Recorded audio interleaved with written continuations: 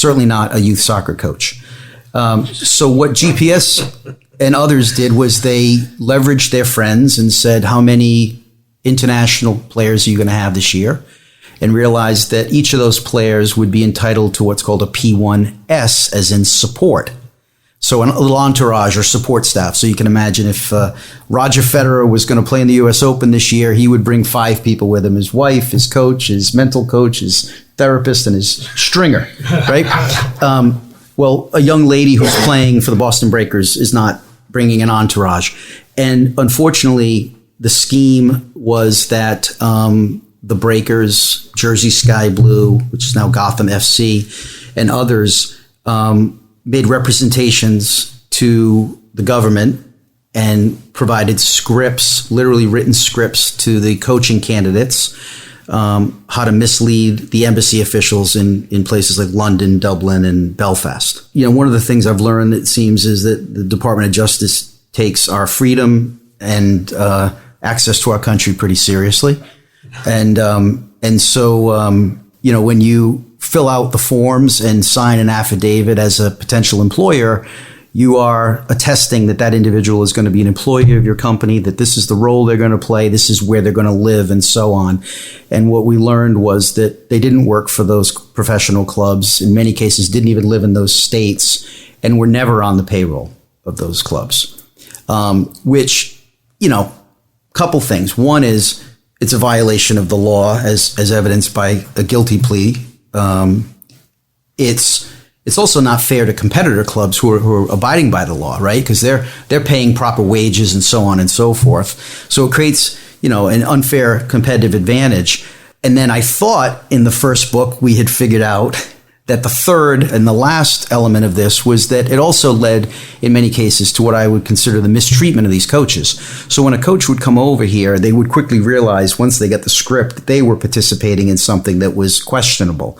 And that created leverage against them, right? So ownership, or the guys that perpetrated the scheme, could take advantage of them, right? You're not going to go raise your hand to the Department of Labor and say, I'm not making minimum wage, or I'm being forced to work 80 hours a week and not get overtime, because the threat was, you better not, because you're going to get in trouble. They're going to pick your visa off. So those are sort of the 3 imbalances that get created by doing this. Mm-hmm. The fourth we found, I'll hold off on, but the fourth we found later on, which involved not wanting to create a paper trail of who was really here, and some of the things that they avoided to not create that paper trail. So basically, you've got guys who are bringing people over, and the idea of bringing over these English coaches, Irish coaches, is that there would be perceived value. Mm-hmm. The way that, you know, that one time it was like, oh, they're French Canadian, they must be superior in hockey. And now it's true in when you talk about, you know, the English accent gives you more credibility. And what they said that these guys had better resumes than they actually had. Is that true? They doctored these resumes up a little bit? Yeah, so that's one thing that we weren't aware of until we really dug in. We found out that they embellished and upgraded their coaching certifications in order to qualify for certain visas. Oh, that's interesting. And so, but they also were selling them as, they were selling them to parents mm-hmm. as more than they were. Yes. Okay. So you've got misrepresenting your product to consumers. You've got misrepresenting or taking advantage of the visa process. Mm-hmm. And then you've got taking advantage of the people who you bring over, who you've contracted with to work for you. You're taking advantage of them. And you're paying a fee to the professional clubs to participate in the scheme. So the professional clubs were financially benefiting from this by exploiting their own players' international visas without those players' consent or knowledge that was happening. Hence the missing cash flow statement. Yeah. Possibly. Yeah. I mean, yeah, there were a few things going on there too. One was that they were capitalizing, believe it or not. So not only were they incurring these expenses to pay the professional clubs a fee, but they didn't want that expense to go through the income statement because it would have deflated earnings. So they actually were booking it on the balance sheet as a prepaid expense. So they were inflating their earnings by not recognizing the illegal fees that they were paying for the fraudulent visas. I'm learning a lot. I'm doing my taxes all wrong. So I mean, this is the first time in history of this podcast that I'm thinking of what Dave actually said earlier, where did these individuals, do you think they started out with good intent to have a great league, and then all of a sudden growth, profit, investors, it started to just get a domino effect out of control, that they really wanted to do something good and have a good program? Or do you think this was their intent all along, to make this thing just go from 0 to 100 miles an hour and skip over all the steps? I think it's the former. I think it's, I don't think anybody, I think you have to be a true psychopath to sit down and devise a scheme like this. This thing was He's talking about you, Paul. very dynamic and changing over time. I think applied for treasurer for 3 months. He's online right now applying for treasurer. Well, I think they look. These were authentic footballers, as they would say. These guys were loved the game, loved to play it, even as adults. Most of them, I think, really did enjoy coaching and being part of the process. The business started as a nonprofit. The old MPS was a nonprofit, and then it's public information. If you look at the Secretary of State's records, it flipped to a for-profit at one point. I think at that point the profit incentive was started to be a little more bold-faced, maybe in their equation, and then I think 2 things happened. One was it was hard to get the supply of coaches to meet the demand, and they started bending the rules. And I think at the same time, they realized that if they could use inexpensive labor, the value of this business would increase in a market that was starting to blossom. And then when they wanted to sell the company, obviously it would sell for greater value. I don't think it was, I don't even think it was intended to be a long-term scheme. I think it was intended to be a bridge. It really sounds like somebody who thought they understood the basic structure. They thought this is a great idea. But as you know, for any business, the devil is always in the details. So you can have a great streamlined idea, but once you start to execute it, you're going to find all kinds of variables that you didn't expect, like getting coaches and getting good coaches, finding people who want to come to America who are good coaches, who are going to be available for the price you want to pay. I mean, that's looking at them from the best possible way, which is people get involved in something, they get bigger than they expected, and they made wrong choices. We don't know that. They might be, as you said, we don't know. We can't look into their hearts. I hate to give them credit because they're scumbags, but the whole thing is a mastermind of a scheme.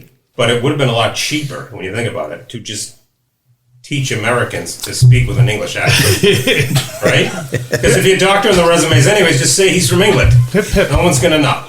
Pip, pip. Right? Yeah. What part of England are you from, Lynn?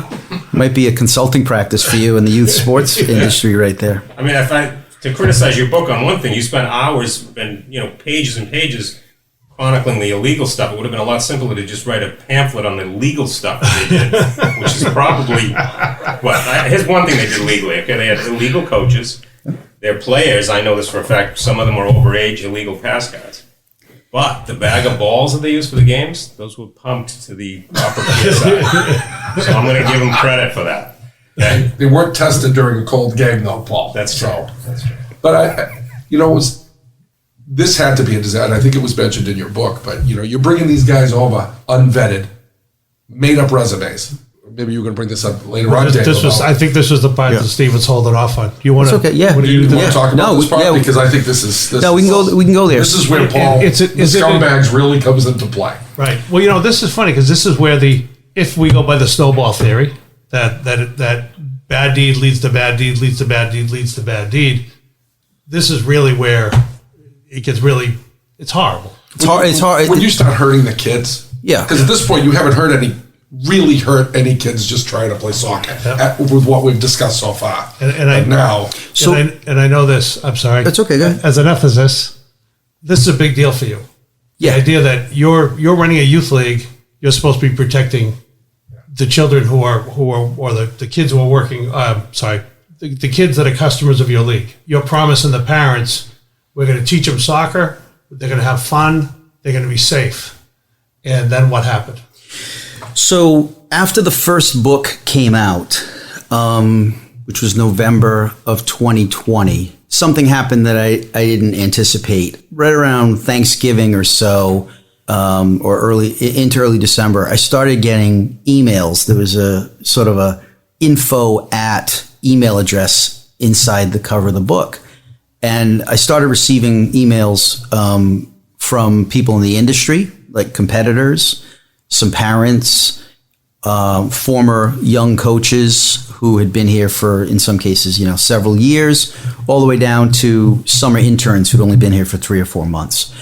And it started to really snowball. Like, I mean, just to give you a case in point, I wasn't a big social media guy, even LinkedIn professionally. When the book came out, I had like 450 LinkedIn connections. It went to 10,000 almost, very, very quickly. And most of those were people pinging me, wanting to connect because they had something they wanted to tell me. At the same time, we were experiencing sort of what I'd call harassment and aggressive behavior that didn't taper off. And not having been through something like this, I sort of anticipated that, okay, once the information's come out and once there's been indictments and, a search and seizure warrant had been executed, raid of the offices and other subpoenas and announcement of who the targets are and then indictments and so on, I kept thinking that people would, put their tail between their legs and just sort of hide. Right? I didn't expect to be getting attacked. That's what we would do. Yeah. Right? and I don't want to talk to Steve. Yeah. And instead, it was just the opposite, right? So it was very aggressive behavior. And I use the term, it was like a scorched earth strategy, it seemed to me. Like they were going to, there was evidence still in the house where the crime was committed, and they were going to burn the house to the ground is what it felt like to me, or at least try to intimidate people. And literally, I say in the book, and it's no joke, in my office, because the number of people involved had gotten so big at this point, I had a look like an FBI thing on the wall of names, not photographs, but literally lines connecting them and so on and so forth, that ultimately got converted to a massive Excel spreadsheet. And I was looking at it, and it looked like a giant pyramid, of course, right? There's certain people up top, and then it gets wider and wider at the bottom. And I was looking at it one day, particularly at the bottom, thinking, geez, how much further can this get deeper? And then it occurred to me that the bottom of the pyramid is no different than the way we looked at the market. The bottom of the pyramid was all of the kids. And I started thinking, man, maybe there's something else we've missed, and God forbid there's something that involving the kids. And that's why they're being so aggressive. And just by pure coincidence, the Boston Globe had reached out to me, and so because of the first book, and around the same time, I'd been talking to the Globe, and there's no secret there. And one of the writers from the Globe told me that they had done work for the Spotlight Group, and I thought, oh man, I can't believe I've never seen the movie. I'm Irish Catholic from Massachusetts, right? And I watched it after we spoke. Yeah. So I did the same that night, and I was watching, and I was thinking, oh man, this doesn't feel good. I hope to God I'm not seeing ghosts here. And around the same time, I was asked a question from an attorney about a group of coaches that were here on fraudulent visas that when the investigation appeared to have first been known by the perpetrators several years ago, they knew about this, a group of coaches were moved out of the country, very quickly moved to Canada. And so I thought, if there was a cohort group that was, why would you take a particular cohort group and swing them over the Canadian border unless there was something to hide? It was about 12 guys. And so, I started working on trying to figure out where they went. And, and this predates our involvement in the company. So we don't have access to record, the company's at that point, the company's in bankruptcy. We don't have access to books and records or anything like that. So it became sort of public domain searches and things like that, and ended up finding several of the coaches, or most of the coaches. And I was down to just 3 more. So I had found 9 out of the 12. And I thought one of them had been working in Calgary. And so I actually sent an email on a Sunday afternoon to this youth club in Calgary. And the woman responded, who was the administrator, and said, yeah, so-and-so coached here, but he's not here anymore. And so did the second person. And So I didn't want it all in writing. So I asked if she could call me, and she